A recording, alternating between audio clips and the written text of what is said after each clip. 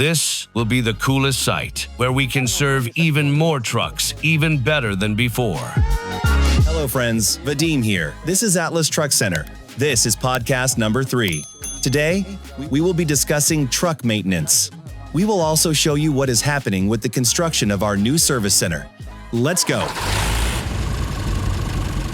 Friends, many of you have asked me to tell you directly about each of the trucks and their vulnerabilities, so today we will start with Volvo because Volvo is one of the most popular types of trucks in the North American market, and they are valued for their reliability, stability, handling, and driver comfort. But despite the obvious advantages, Volvo has a number of technical features that you should be aware of before the truck is taken away by a tow truck. We receive such trucks in our car service center every day with the same types of breakdowns that are very common, and as a rule, this is not a production defect, it is the result of untimely maintenance, saving on spare parts and elementary ignorance. Today, we will analyze in detail some of the vulnerabilities of Volvo, show on a real example how these problems look live, and tell you how we solve them in our service. If you are working with a Volvo truck or just considering it for your business, this information will help you save not only money, but also time.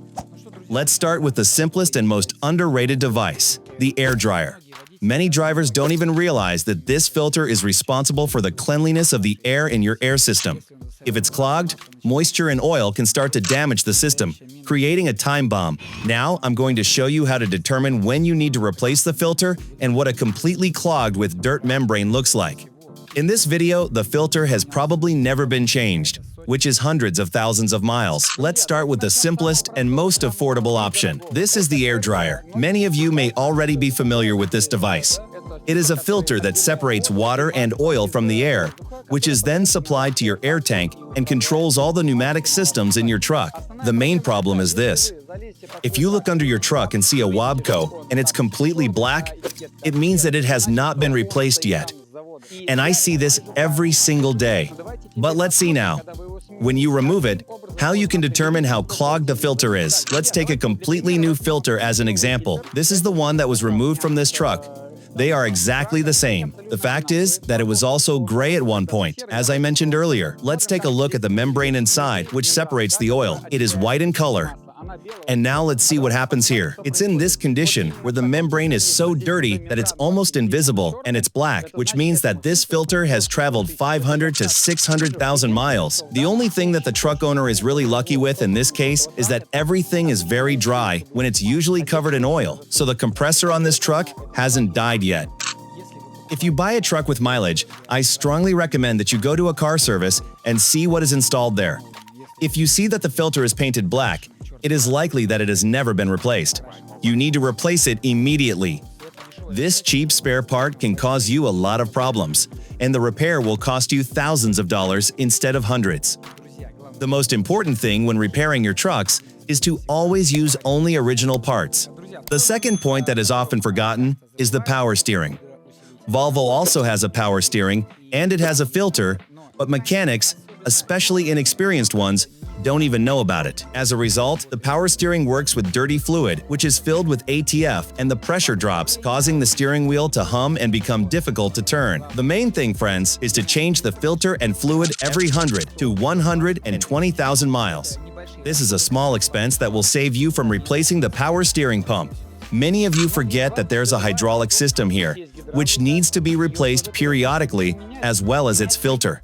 Many mechanics don't even know that there's a filter here, which needs to be replaced along with its fluid. Here are some other problems that usually occur. Crankcase, from my experience, changes every 450 to 500,000 miles. To repeat, we are talking specifically about Volvo today. What problems are often found here? By the way, a very interesting configuration. Here there is also a heating of the intake manifold.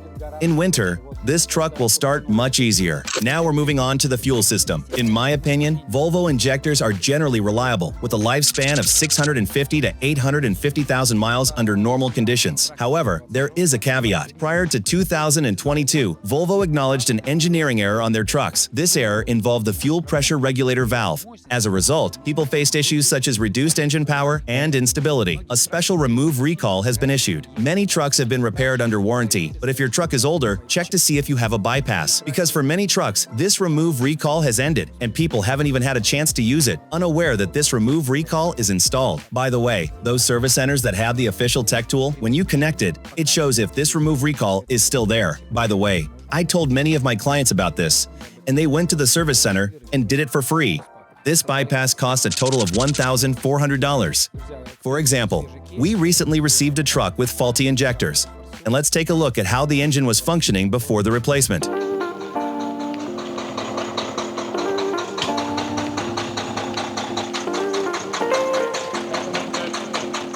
As you noticed in this video, the engine was running quite harshly. And it's not just harsh, it's terrifying when the engine is running like this, as the detonation can cause the piston to break apart. However, after installing the new injectors, the engine started running like new. Again, when replacing the injectors, keep in mind that you will still need to remove the rocker shaft arm and readjust the valves. Our advice is to avoid waiting for the engine to start knocking. Monitor the quality of your fuel, replace your fuel filters on time, and seek professional assistance if you notice any vibrations or power loss. The turbine is a sore point for many. By itself, the turbine on the Volvo is holding up well, but the actuator that controls the geometry fails already at 550 to 600,000 miles. If the truck has become sluggish, it is difficult for it to climb uphill. Often the reason lies in the actuator, not in the engine, not in the transmission. There is simply not the right boost pressure. In the video, I'll show you where it is. It looks like a small little box. It breaks suddenly and almost always at the most inopportune moment. And advice: if you are buying a truck, be sure to diagnose whether the VGT actuator is working properly, as it also costs a lot of money. Many of you bring trucks to us for pre-bay inspection. This procedure costs $330, where we will try to find all the problems that already exist on the truck for you, and accordingly, warn you about those problems that you may have in the future. And by the way, about the statistics, 9 out of 10 trucks are not purchased by customers after inspection, as the cost of repairs sometimes exceeds the cost of the truck itself. Let's take a look at what's on this side. VGT, the turbine actuator. It typically lasts for 550 to 600,000 miles. The turbine itself rarely dies. Now, let's talk about the EGR cooler. It's located here. It's an expensive situation. Replacing the original part costs around $4,000. In my opinion, this is one of the most expensive vulnerabilities in Volvo trucks. It's the EGR cooler. It's located directly below the exhaust manifold. It is used to cool the exhaust gases that are returned to the intake.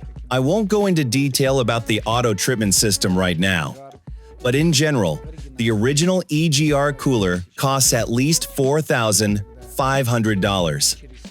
The problems start when it starts to let antifreeze through. This happens because the antifreeze reacts with the soot and forms the stones inside. It's quite easy to determine whether the EGR has been changed or not, as it comes painted from the factory. If your engine has a regular metallic color, it means you're lucky, and it's already a new one. The second point is the water pump.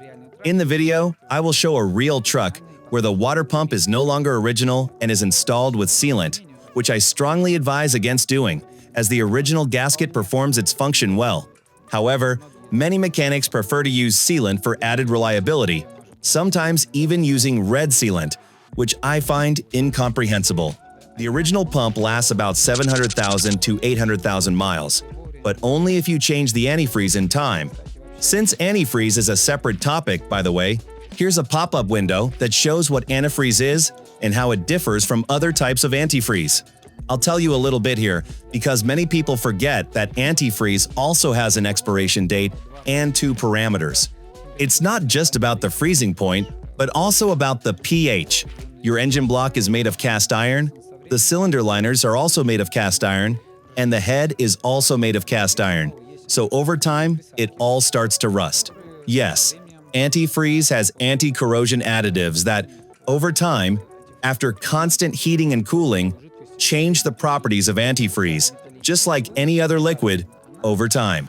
And all this metal dust and rust directly lower the pH and make the antifreeze more acidic, triggering a chain reaction. Many manufacturers, such as Volvo, thought to install a filter. Unlike other trucks, for example, the Friedliner, which decided to completely abandon this filter since 2017, apparently so that trucks would come for maintenance much more often, but Volvo has this filter. And by the way, there is one big problem with the filter itself. If you want to change it in the future and haven't unscrewed it for a long time, there is a special valve there that closes it so that you don't have to drain all the antifreeze. But in practice, if no one has ever opened this faucet, then it is better not to touch it.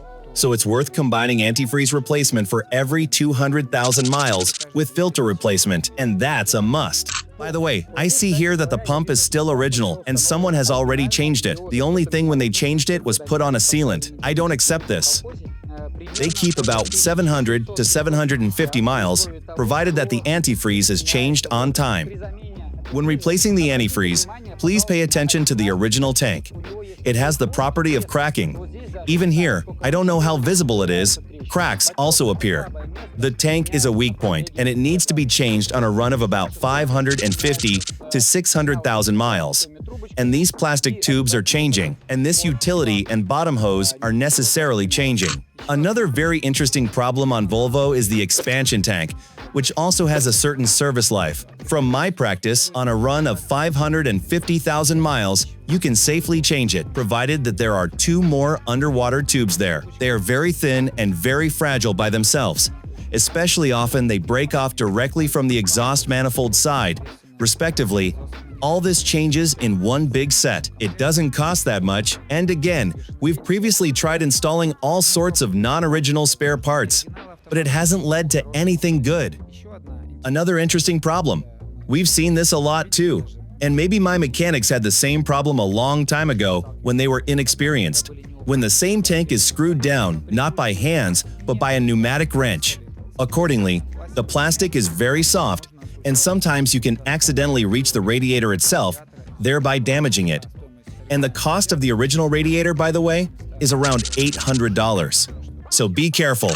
Another problem that I showed you before. Here, this bolt was most likely tightened with a pneumatic wrench, and because of this bolt reached the radiator. Let's take a look.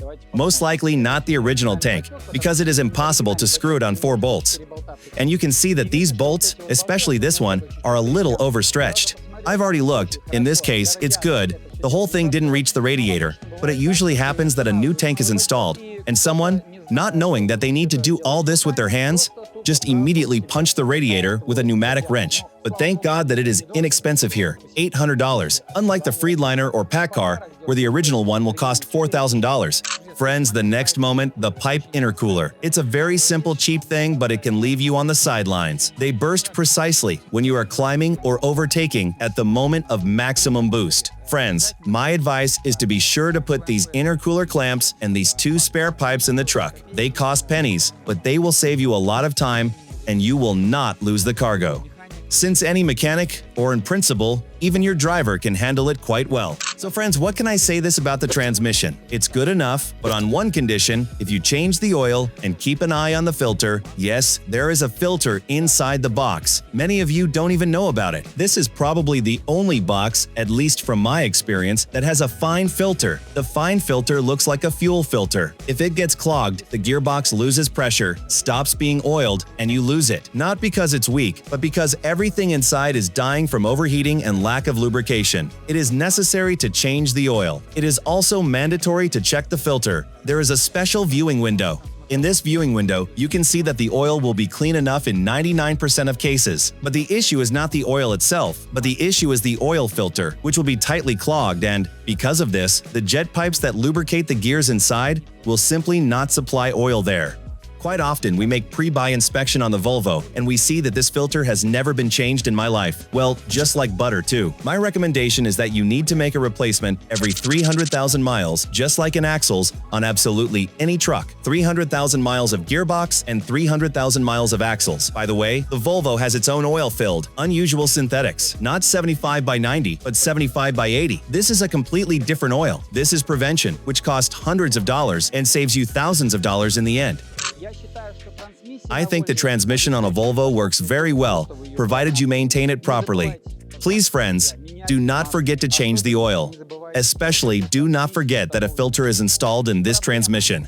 And the problem with the transmission does not arise because it is weak, but because this filter is clogged tightly and you then lose the gearbox, since it is not oiled inside. Now let's talk about the suspension on Volvo. They put two types of slim blocks: ordinary bushings and greasable bushings, those that need to be oiled. The usual ones are maintenance-free, but they wear out over time. Maybe a little faster, but greasable bushings need to be oiled every 10,000 miles, and many of you, of course, forget about it. If this is not done, the sleeve jams and begins to wear the beam from the inside. Or there were cases when the spring itself broke, and replacing the beam is almost $4,000. I've seen it myself. We've had such cases several times already. In this video, I'll show you what the old and new bushing looks like, as well as explain how the lubrication system works. It's just a jet pipe, but when it gets clogged, everything wears out very quickly. Remember, if the bushing is not oil-coated, then it runs dry, which means that the spring beam collapses and you end up with a very expensive repair. Let's talk a little bit about the suspension. I believe that the kingpins themselves work long enough if there is an original Volvo beam that is manufactured in India. They also install a Meritor beam on Volvo, which of course sucks. But now let me show you what bushing is. There are 6 of them installed here. It's not greasable bushing. I think it's much better. This is what a good bushing looks like. Of course, we changed it because changes everything as a set. And here's what a worn-out bushing looks like. This is all related to the front suspension. And now an example of what greasable bushing looks like. The one that is an alternative to this one, the standard one. What parts it consists of. In fact, it's just a pin and its clip. Everything is very simple. There is a nozzle through which we apply the lubricant. It spreads in 2 directions. When this clip is pressed into the spring, it simply turns in this way and is screwed to the beam itself. These greasable bushings, even if you take them dry, they are hanging out. I think that the Nobel Prize should probably be given to the person who produced and designed this whole thing. If there is a grease here, then there will be an oil wedge and the grease will already hold tight enough. These bushings need to be oiled every 10,000 miles. Many of you don't even know about it. And, unfortunately, Volvo has problems with the fact that if they are not cleaned, it either breaks the spring, well, I've probably seen it 5 times in 3 years, or it just starts to wipe this beam inside with a jammed bushing. And its replacement costs almost $4,000. You see, you saved money, you didn't lubricate yourself, or the service that serves you didn't do it with high quality, and that's it, you will repair it for a lot of money. In my opinion, the Volvo is a good truck, up to 500,000 miles. After that, a lot of problems begin, which we have just discussed with you. Yes, maybe I didn't have time to tell you about all the problems. I'll definitely tell you about it in the next video, but like any car, trucks require careful attention. It is in the little things that the biggest savings lie. Keep an eye on the filters, change the antifreeze, lubricate the suspension, check the turbine actuator, and do not be lazy. Do PTI every day. It's not just a technical issue, it's your reliability on the road. Any problems can be prevented. They can be seen in advance. Repairs on the highway in an obscure service always cost much more. And I have quite a lot of videos on this topic. And now some news. We have almost completed our new service center. This will be the coolest site where we will be able to service even more trucks. Not just faster, but even better. The main thing is that we will start repairing trailers, and we will also start doing all kinds of non-routine tasks more and more. For example, the installation of an electric axle in the drive system, or the installation of VIB, or simply install an alarm system. We will be doing this. I repeat that we will continue to fully adjust the structure of the trucks. We will build a fairly large spray booth, and most importantly, the trailers. Unfortunately, there was no place for this before, but in the new service, you will already see that there is plenty of space. Let's take a look at the footage from the video. We will show you what has already been done. New gates, painting, lighting, equipment. We have already done everything correctly in this case. Honestly, there's a lot more that can be done, and we will already be doing this when we move to a new service. By the way, we should have an official opening sometime on the October-November. I'm not sure if we'll be in time by then, as they'll be laying asphalt next week. Next, the whole thing will need to be numbered. This is also quite a lot of work. And the whole thing will need to be handed over to the city to get an occupation permit. We're opening soon, and we'll definitely invite you all to the opening. Stay tuned for updates. That is, we still need to understand and realize that this is real. We have a new service now. Everything is completely different here, but again, there is still not enough room here.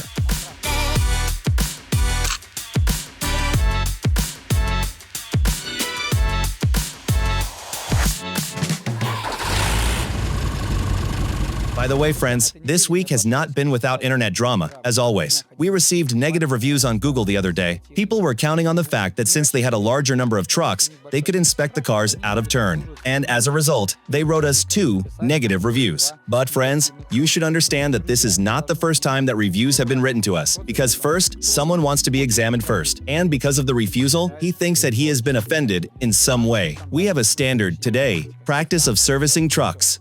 First come, first serve.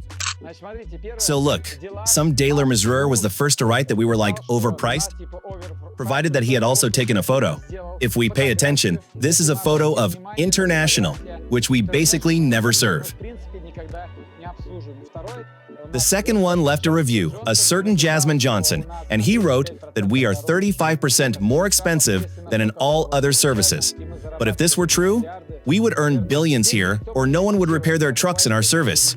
Friends, it's only through our videos you come and get repaired with us. So many of you know that we do well and efficiently the first time. If there's something we can't do, then we definitely talk about it. If the job needs to be done well, we do it the way it should be, to never return to this issue again. Here, it seems to some that it is very expensive. Friends, stop taking cheap cargo, and it will probably make us all feel a little better. As always, write comments, put likes, and see you only in our service. Let's respect each other. No need to engage in this nonsense. You'll want to be served by us again. Please remove these ridiculous reviews that will not affect our reputation in any way. I only get a little nervous during the day, but I calmed down and went on to repair adequate customers. Everything you have just heard is not from the forums.